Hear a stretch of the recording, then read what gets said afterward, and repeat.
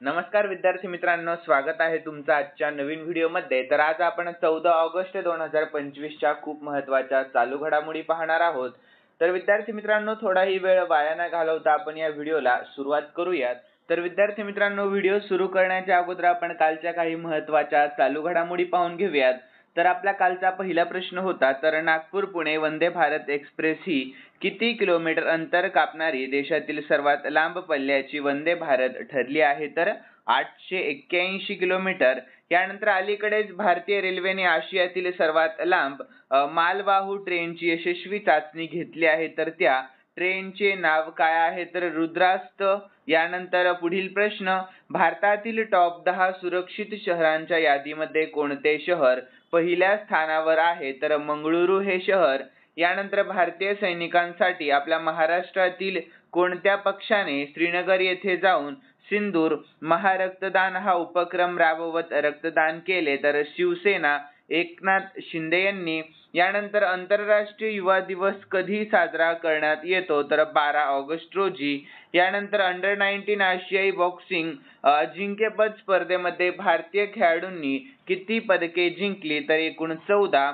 यानंतर पुढील प्रश्न, तर देशातील पहिली स्वदेशी मलेरिया विरोधी लस ॲडफ्लॅक्सिव्हॅक्स कोणत्या संस्थेने विकसित केली आहे? तर ICMR या संस्थेने। यानंतर पुढील प्रश्न, 2025 च्या कॅनेडियन ओपन मध्ये महिला एकेरीचे विजेतेपद कोणी जिंकले? तर विक्टोरिया बोको यांनी जिंकले आहे। यानंतर पुढील प्रश्न, तर MS Swaminathan the man who फेड इंडिया हे पुस्तक नुकतेच कोणी लिहिले आहे? तर प्रियब्दा जयकुमार यांनी। यानंतर पुढील प्रश्न आणि 10वा कालचा शेवटचा प्रश्न होता आपला, तर आपल्या भारतातील सर्वात तरुण FIDE मानांकित महिला बुद्धिबळपटू कोण बनली आहे? तर अरिणी लोहाटी बनली आहे। यानंतर विद्यार्थी मित्रांनो, आपण आजच्या चालू घडामोडीकडे वळणार आहोत आणि आजचा आपला पहिला प्रश्न असणार आहे, आशियाई सर्फिंग चॅम्पियनशिप 2025 मध्ये पुरुषांच्या खुल्या स्पर्धेमध्ये कांस्य पदक जिंकून कोणत्या भारतीय सर्फरने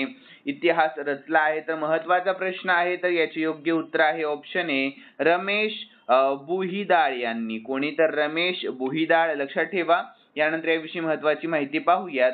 तर रमेश बुहिदाळ हा आशियातील सर्फिंग चॅम्पियनशिप मध्ये पदक जिंकणारा पहिला भारतीय ठरलेला आहे। तर ही स्पर्धा आंतरराष्ट्रीय स्तरावर समुद्री लाटांवर आधारित क्रीडा प्रकारामध्ये भारतासाठी ऐतिहासिक कामगिरी आहे। तर त्याच्या यशामुळे आपल्या भारतामध्ये सर्फिंग खेळाविषयी जनजागृती देखील वाढण्याची शक्यता दाट आहे। यानंतर विद्यार्थी मित्रांनो, स्टॅटिकचे महत्त्वाचे मुद्दे पाहूयात आपण या ठिकाणी। तर सर्फिंग हा खेळ समुद्राच्या लाटांवर बोर्डाच्या साहाय्याने खेळला जातो। तर आपल्या भारतामध्ये सर्फिंग प्रामुख्याने तामिळनाडू, कर्नाटक, गोवा किनाऱ्यावर खेळला जात असतो। यानंतर पुढील प्रश्न आहे दुसरा, हा देखील प्रश्न खूप महत्त्वाचा आहे। तर कोणत्या राज्यामध्ये पुनोरा धाम येथे देवी सीता मातेला समर्पित मंदिर बांधले जाणार आहे? तर याचे योग्य उत्तर आहे ऑप्शन बी, बिहार या। कोणत्या? तर बिहार या। ठीक आहे, सर्व विद्यार्थ्यांनी लक्षात ठेवा। यानंतर याविषयी महत्त्वाची माहिती पाहूयात आपण। तर पुनोरा धाम हे सीता मातेला जन्मस्थान मानले जाते। तर बिहार सरकारने येथे भव्य मंदिर बांधण्याची मोठी घोषणा केलेली आहे। तर हे मंदिर धार्मिक पर्यटन आणि सांस्कृतिक वारसा जपण्यासाठी खूप महत्त्वाचे देखील ठरणार आहे। यानंतर पुढील प्रश्न, 31 ऑगस्ट ते 1 सप्टेंबर 2025 दरम्यान 25वे शांघाय शिखर परिषद 2025 कोणत्या देशात आयोजित करण्यात येत आहे? तर याचे योग्य उत्तर आहे ऑप्शन बी, चीन या देशामध्ये। कोणत्या? तर चीन या देशामध्ये। तर याविषयी सर्वांनी महत्त्वाची माहिती पाहून घेऊयात। तर शांघाय कोऑपरेशन ऑर्गनायझेशन म्हणजे SCO ची 25वी शिखर परिषद 2025 चीनमध्ये आयोजित आहे। तर विद्यार्थी मित्रांनो, या परिषदेमध्ये सदस्य देशांमधील आर्थिक सुरक्षा, सांस्कृतिक आणि प्रादेशिक सहकार्य विषयांवर चर्चा होते। तर स्टॅटिकचे आपण महत्त्वाचे मुद्दे देखील पाहून घेऊयात या ठिकाणी। तर SCO ची स्थापना 2001 मध्ये करण्यात आली। मुख्यालय बीजिंग चीनमध्ये आहे आणि सदस्य देश आहेत आपला भारत देश, चीन, Russia, Pakistan, Kazakhstan, Uzbekistan, Tajikistan आणि किर्गिझस्तान। ठीक आहे, लक्षात ठेवा। यानंतर विद्यार्थी मित्रांनो, पुढील प्रश्न चौथा पाहणार आहोत आपण। तर अलीकडेच अगल विलाक्कू नावाची योजना कोणत्या राज्यात नुकतीच सुरू करण्यात आलेली आहे? तर याचे योग्य उत्तर ऑप्शन बी, तामिळनाडू या राज्यामध्ये नुकतीच सुरू करण्यात आलेली आहे. तर याविषयी महत्त्वाची माहिती पाहूयात आपण. तर अगल विलाक्कू योजनेअंतर्गत तामिळनाडूतील महिलांना स्वयंपाकासाठी मोफत आणि सुरक्षित इंधन उपलब्ध करून दिले जाणार आहे. तर यामध्ये पारंपरिक दिवा व पर्यावरणपूरक ऊर्जा याचा वापर वाढवण्यावर भर आहे. तर विद्यार्थी मित्रांनो, पुढील प्रश्न सुरू करण्याच्या अगोदर सर्वांसाठी महत्त्वाची सूचना. तर या व्हिडिओचं लाईकचं टार्गेट आपण फक्त 100 लाईक ठेवलेलं आहे. किती? तर फक्त 100 लाईक. तर जास्तीत जास्त विद्यार्थ्यांनी 100 लाईक पूर्ण करण्याचा प्रयत्न करा. आणि तुमच्यासाठी मी शेवटी कमेंट बॉक्समध्ये उत्तर सांगण्यासाठी एक काल झालेल्या चालू घडामोडीचा प्रश्न देत असतो. त्या प्रश्नाचे सर्व विद्यार्थ्यांनी कमेंट बॉक्समध्ये उत्तर सांगण्याचा पुरेपूर प्रयत्न करायचा आहे. तर चला विद्यार्थी मित्रांनो, पुढील प्रश्नाला सुरुवात करूयात. यानंतर पुढील प्रश्न. तर विद्यार्थी मित्रांनो, FIFA फिफाने महिलांसाठी आपल्या भारतातील पहिली प्रतिभा अकादमी कोठे उभारलेली आहे? तर याचे योग्य उत्तर आहे ऑप्शन बी, हैदराबाद मध्ये उभारली आहे. कोठे? तर हैदराबाद. तर याविषयी महत्त्वाची माहिती पाहूयात. तर फिफाने महिलांच्या फुटबॉलच्या विकासासाठी आपल्या भारतातील पहिली महिला प्रतिभा अकादमी हैदराबाद येथे स्थापन केलेली आहे. तर यामुळे युवा महिला खेळाडूंना आंतरराष्ट्रीय दर्जाचे प्रशिक्षण देखील मिळणार आहे. यानंतर स्टॅटिकचे महत्त्वाचे मुद्दे. तर विद्यार्थी मित्रांनो, फिफाची स्थापना 1904 मध्ये करण्यात आली. मुख्यालय ज्युरिक स्वित्झर्लंड मध्ये आहे. सर्व विद्यार्थ्यांनी लक्षात ठेवा. यानंतर पुढील प्रश्न 6वा असणार आहे आपला. तर दरवर्षी जागतिक अवयवदान दिन केव्हा साजरा करण्यात येतो? तर हा प्रश्न आपला दिनविशेषवर आधारित असणार आहे. तर याचे योग्य उत्तर ऑप्शन बी, 13 ऑगस्ट रोजी. केव्हा? तर 13 ऑगस्ट रोजी. तर यानंतर याविषयी महत्त्वाची आपण माहिती पाहून घेऊयात या ठिकाणी. तर जागतिक अवयवदान दिन अवयवदान बाबत जागरूकता निर्माण करण्यासाठी आणि गरजू रुग्णांचे जीवन वाचवण्यासाठी खूप मोठ्या प्रकारे साजरा केला जातो.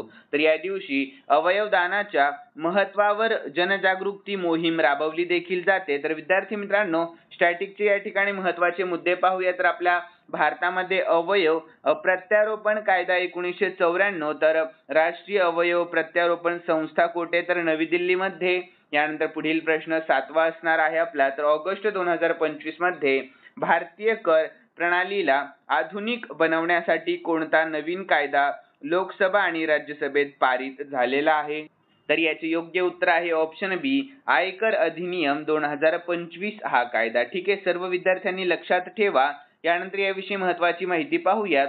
तर आयकर अधिनियम 2025 11 ऑगस्ट 2025 रोजी लोकसभा आणि 12 ऑगस्ट 2025 रोजी राज्यसभेमध्ये पारित केले गेले आहे. तर हा कायदा कर प्रक्रिया डिजिटल, पारदर्शक आणि साध्य स्वरूपात करण्यासाठी आणला गेला आहे. तर विद्यार्थी मित्रांनो, नवीन कायद्यामुळे प्रत्यक्ष कर संहिता म्हणजे डायरेक्ट टॅक्स कोड आणि जुने आयकर नियम एकत्रित करून कर सुलभता वाढवली जाणार आहे. तर स्टॅटिकचे महत्त्वाचे मुद्दे काय आहेत? तर केंद्रीय अर्थ मंत्रालय हा कायद्याच्या प्रमुख कार्यान्वयन करणारा विभाग आहे. तर आपल्या भारतातील पहिला आधुनिक आयकर कायदा 1961 मध्ये पारित झालेला आहे. सर्व विद्यार्थ्यांनी ही माहिती लक्षात ठेवा.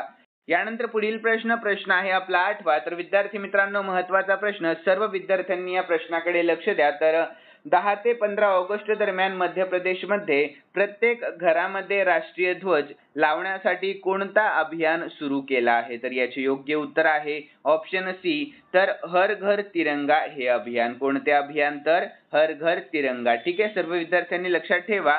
यानंतर हर घर तिरंगा अभियानामध्ये नागरिकांना घरामध्ये राष्ट्रीय ध्वज फडकवण्याचे प्रोत्साहन देण्यात आले आहे. तर महिला व युवक संघटना यांनी देखील यामध्ये सक्रिय सहभाग घेतलेला दिसून येत आहे. तर राष्ट्रीय एकात्मता व देशभक्तीची भावना वाढविण्यासाठी ही मोहीम राबविण्यात आलेली दिसून येते. यानंतर स्टॅटिकचे महत्त्वाचे मुद्दे. तर 15 ऑगस्ट आपल्या भारताचा स्वातंत्र्य दिन आहे आणि आपल्या भारतामध्ये राष्ट्रीय ध्वजाला तिरंगा असे म्हटले जाते आणि तो 3 रंगाचा असतो. तर कोणते? तर केसरी, पांढरा आणि हिरवा रंग. यानंतर पुढील प्रश्न, तर रघुजी भोसले प्रथमची कोणती ऐतिहासिक वस्तू 18 ऑगस्ट 2025 रोजी आपल्या भारतामध्ये परत येणार आहे? तर याचे योग्य उत्तर आहे ऑप्शन सी, तलवार. कोणती तर तलवार. तर याविषयी महत्वाची माहिती पाहूयात आपण. तर 200 वर्षानंतर रघुजी भोसले प्रथमची तलवार ब्रिटनमधून आपल्या भारतामध्ये परत येत आहे. तर ही तलवार मराठा साम्राज्याच्या ऐतिहासिक वारसाचे एक प्रतीक आहे. तर स्टॅटिकचे महत्वाचे मुद्दे. तर विद्यार्थी मित्रांनो, रघुजी भोसले हे 18व्या शतकातील मराठा साम्राज्याचे प्रमुख होते. तर ऐतिहासिक तलवारी आपल्या भारतातील संग्रहालयांमध्ये सुरक्षित केली जातात. यानंतर पुढील प्रश्न आहे आपला 10वा. तर 13 ऑगस्ट 2025 पासून कोणत्या राज्यामध्ये पुन्हा राष्ट्रपती राजवट लागू झाली? तर याचे योग्य उत्तर ऑप्शन ए मणिपूर या राज्यामध्ये. कोणत्या तर मणिपूर या. ठीक आहे, सर्व विद्यार्थ्यांनी लक्षात ठेवा. यानंतर याविषयी महत्वाची माहिती पाहूयात आपण शॉर्ट मध्ये पाहणार आहोत. तर केंद्राने मणिपूरमध्ये 13 ऑगस्ट 2025 पासून 6 महिन्यांसाठी राष्ट्रपती राजवट वाढवलेली आहे. तर राज्यातील राजकीय स्थिरता आणि प्रशासनिक कारणांसाठी हा निर्णय घेण्यात आलेला आहे. तर स्टॅटिकचे महत्वाचे मुद्दे. तर राष्ट्रपती राजवट म्हणजे प्रेसिडेंट रूल संविधानाच्या अनुच्छेद कलम 356 अंतर्गत लागू होत असतो आणि हे राज्य सरकारच्या अयशस्वी कार्यान्वयनासाठी किंवा विधानसभा विघटनानंतर लागू होते.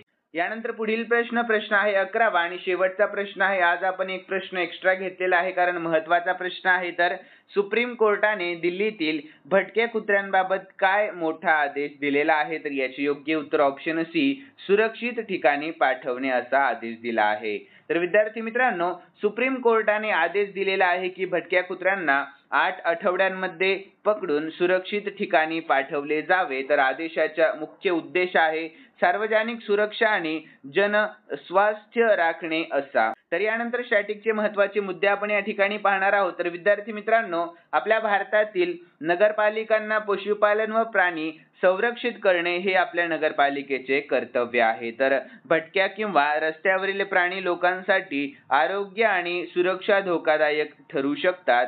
यानंतर विद्यार्थी मित्रांनो, खालील प्रश्न मी स्पेशली तुमच्यासाठी ठेवलेला आहे आणि हा प्रश्न आपण कालच्या चालू घडामोडीमध्ये पाहिला होता. ज्या विद्यार्थ्यांनी कालचा प्रश्न पाहिला असेल किंवा ज्या विद्यार्थ्यांना या प्रश्नाचे उत्तर येत असेल त्या सर्व विद्यार्थ्यांनी कमेंट बॉक्स मध्ये उत्तर सांगण्याचा प्रयत्न करायचा आहे. तर प्रश्न असा आहे, आपल्या भारतातील सर्वात तरुण FIDE मानांकित महिला बुद्धिबळपटू कोण बनली आहे? तर याचे योग्य उत्तर तुम्हाला आपल्या कमेंट बॉक्स मध्ये सांगायचंय. आणि विद्यार्थी मित्रांनो, आजच्या या आपल्या व्हिडिओचं 100 लाईकचं टार्गेट देखील सर्व विद्यार्थ्यांनी पूर्ण करण्याचा प्रयत्न करायचा आहे. आणि तुम्हाला जर आजचा आपला व्हिडिओ आवडलेला असेल, नक्कीच सर्वांनी या व्हिडिओला लाईक करायचं आहे आणि सबस्क्राईब देखील करायला अजिबात विसरायचं नाहीये. तर चला भेटूयात नवीन व्हिडिओ मध्ये. धन्यवाद.